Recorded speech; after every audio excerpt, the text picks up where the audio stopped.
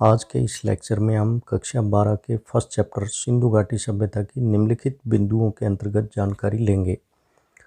सिंधु घाटी सभ्यता का आर्थिक जीवन इकोनॉमिक लाइफ कैसी थी।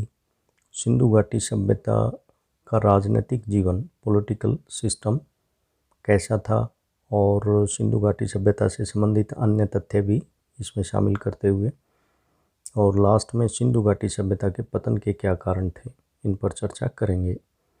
Let's start with the economic life of Indus Valley Civilization. Sindhu घाटी सभ्यता का आर्थिक जीवन कृषि, पशुपालन, व्यापार और उद्योग पर आधारित था। इस सभ्यता के लोगों का मुख्य पेशा कृषि था।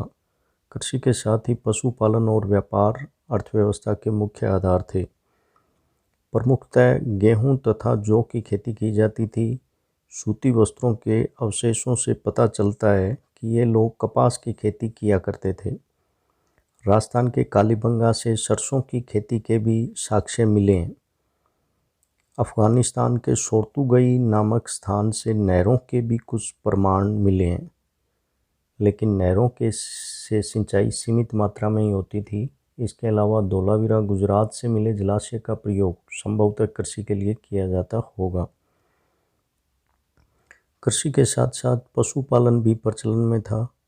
बैल, गाय, भैंस, भेड़, बकरी, सूअर, कुत्ते, खरगोश, हिरण, कुबड़ वाला बैल आदि पशुओं को पाला जाता था। बैल का उपयोग बैलगाड़ी में यातायात के लिए किया जाता था। खुदाई में बैलगाड़ी का मिट्टी का खिलौना भी प्राप्त हुआ है। इसका मतलब ये लोग बैलगाड़ी का उपयोग करते थे। कृषि और पशुपालन के अलावा उद्योग एवं व्यापार भी किया जाता था।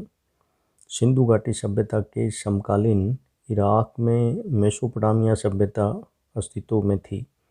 सिंधु घाटी के लोगों का मेसोपोटामिया से व्यापारिक संपर्क था। सिंधु घाटी सभ्यता की वर्गाकार और आयताकार मोहरें सील्स मेसोपोटामिया के नगरों में पाया जाना और मेसोपोटामिया की बेलनाकार मोहरें सिंधु घाटी सभ्यता के नगरों में पाया जाना इस बात का पुख्ता प्रमाण है कि आपस में दोनों के व्यापारिक संपर्क थे। मेसोपोटामिया सभ्यता के नगर सुमेर से प्राप्त लेख से पता चलता है कि सुमेर के व्यापारी मेलुआ के व्यापारियों के साथ व्यापार किया करते थे। मेलुआ शब्द सिंधु घाटी सभ्यता के लिए प्रयुक्त शब्द है। मेसोपोटामिया के स्रोतों से यह भी पता चलता है कि व्यापार के दो महत्वपूर्ण व्यापारी केंद्र थे। एक दिलमान जो वर्तमान बहरीन में है और दूसरा मकान जो वर्तमान मकरान में था। परस्पर व्यापार वस्तु विनिमय बार्टर सिस्टम के आधार पर होता था।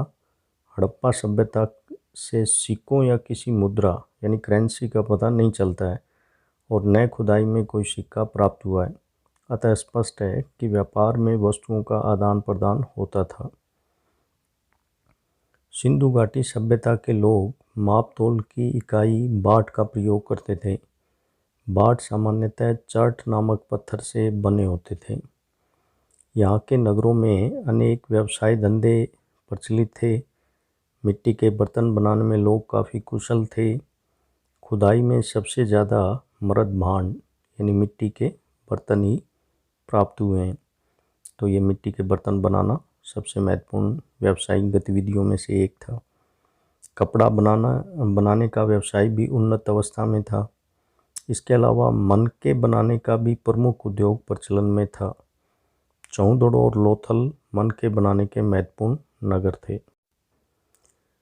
मनके पत्थर से बनाए जाते थे। इसके अलावा मनके हाथीदांत, शंख, सीप आदि से भी बनाए जाते थे। समुद्र तट के किनारे स्थित बस्तियां नागेश्वर और बालाकोट समुद्री जानवरों के खोल, शंख, सीप से मनके और आभूषण बनाने के लिए प्रसिद्ध केंद्र थे। धातुओं में सिंधु घाटी के लोग सोना, चांदी, तांबा आदि का प्रयोग करते थे, लेकिन इस संस्कृति के लोगों को लोहे का ज्ञान नहीं था। तांबा राजस्थान के खेतड़ी क्षेत्र से निकाला जाता था और साथ ही ओमान से भी तांबा आयात होता था, जिसमें निकिल के अंश पाए जाते थे, जो खेतड़ी के तांबे से इसे भिन्नता दर्शाता है। सोना दक्षिण भारत से लाया जाता था। आइए अब सिंधु घाटी सभ्यता के राजनीतिक जीवन के बारे में कुछ बात करें। खुदाई में प्राप्त जानकारी काफ़ी अस्पष्ट है, जिससे सिंधु घाटी सभ्यता के राजनीतिक जीवन के बारे में निर्धारण करना काफ़ी कठिन है। फिर भी उत्खनन से प्राप्त विभिन्न स्रोतों से तत्कालीन राजनीतिक स्थिति के विषय में अनुमान लगाया जा सकता है। राजा होता था या नहीं होता था, इसके बारे में कोई स्पष्ट जानकारी नहीं है। मोहनजोदड़ो से एक मूर्ति मिली है जिससे पुरोहित राजा प्राइस्ट किंग की संज्ञा दी जाती है। अलग अलग नगर का अलग अलग राजा होता था या सभी नगरों का एक राजा होता था, यह कुछ स्पष्ट नहीं है और ना ही हमें कोई ऐसा महल, किला आदि प्रमाण के रूप में प्राप्त होता है।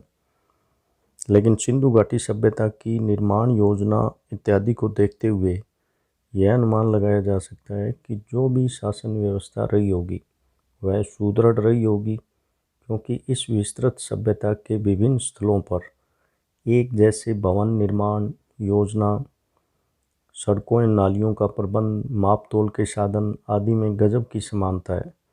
तो इस प्रकार हम कह सकते हैं कि सिंधु घाटी सभ्यता में शासन व्यवस्था कैसी थी स्पष्ट नहीं है, लेकिन इतना तय है कि कोई न कोई नियंत्रणकारी व्यवस्था जरूर थी, जो नगर नियोजन, सड़कों, नालियों की व्यवस्था, ईंटों का साइज, बाट, माप तोल के उपकरण आदि को नियंत्रित करती थी।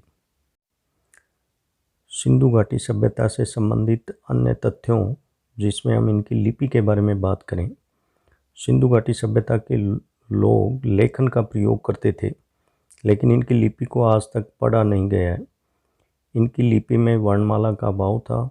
इन्होंने लिपि में संकेताक्षर का विकास कर रखा था।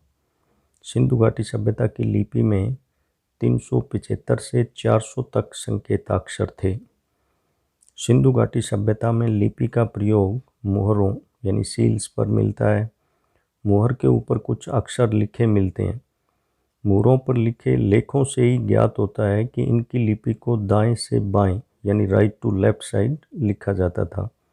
ऐसा इस आधार पर कहा जा सकता है क्योंकि राइट साइड में लिखना शुरू करते समय निश्चित स्पेस छोड़ा गया है, जबकि लिखते लिखते लेफ्ट साइड में पहुंचकर कोई निश्चित जगह नहीं बचती है। अतः स्पष्ट है कि इनकी लिपि को दाएं से बाएं लिखा जाता था। मुहरों के अलावा मर्द भांड या बर्तन की गर्दन पर भी लेख मिलते हैं।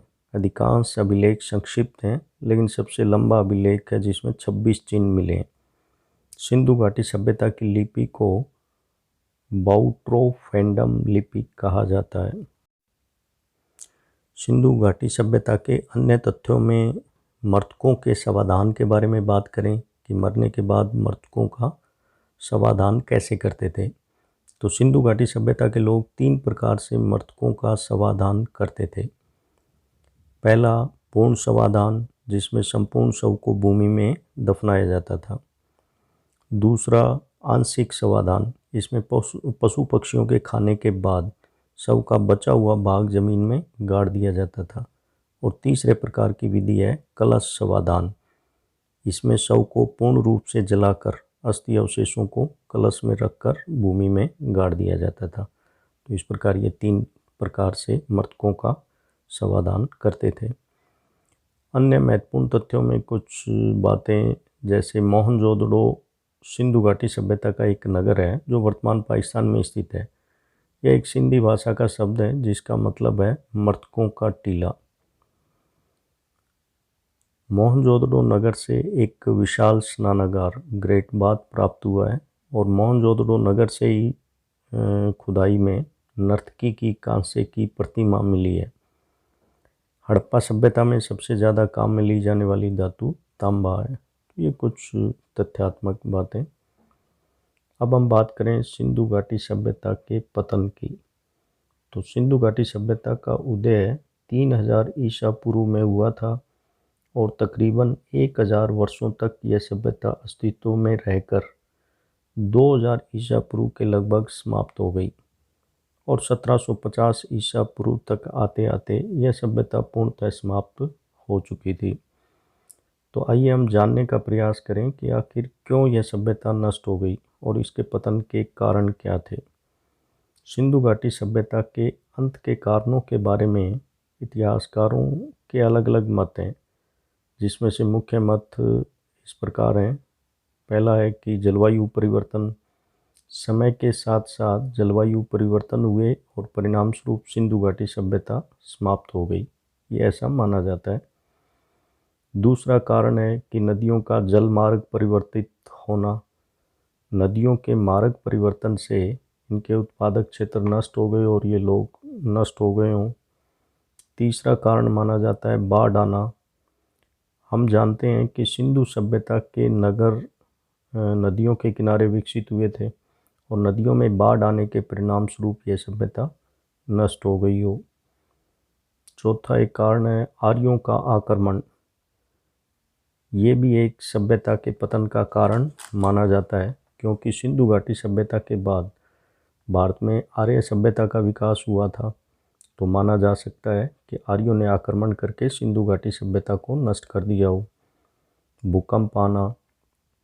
यह भी कहा जाता है कि सिंधु घाटी सभ्यता के क्षेत्र में अत्यधिक विवर्तनिकी विक्षोभों की उत्पत्ति हुई, जिसके कारण अत्यधिक मात्रा में भूकंप आए और ये सभ्यता नष्ट हो गई। इसके अलावा एक कारण ये भी माना जाता है कि कोई महामारी का आना, जैसे प्लेग आदि कोई महामारी आई हो, ऐसी संक्रमणशील बीमारी, जिससे भी हो सकता है ये सभ्यता नष्ट हो गई हो। अतः स्पष्ट है कि सिंधु घाटी सभ्यता के पतन के कारणों में इतिहासकारों में एक मत या एक राय नहीं है, और यह भी स्पष्ट है कि किसी एकमात्र कारण से संपूर्ण सभ्यता नष्ट नहीं हुई। सिंधु घाटी सभ्यता का विनाश सामूहिक कारणों का परिणाम था, जिसमें मुख्य रूप से जलवायु परिवर्तन, नदियों में बाढ़ आना जैसे प्राकृतिक कारण जिम्मेदार हो सकते हैं। तो इस तीसरे भाग के साथ ही सिंधु घाटी सभ्यता का हमारा टॉपिक कंप्लीट होता है। तो सीबीएसई का फर्स्ट चैप्टर एंशिएंट इंडिया का ईंट, मनके और अस्थियाँ, जिसमें सिंधु घाटी सभ्यता के बारे में जानकारी है, हमारा टॉपिक और ये चैप्टर कंप्लीट हुआ।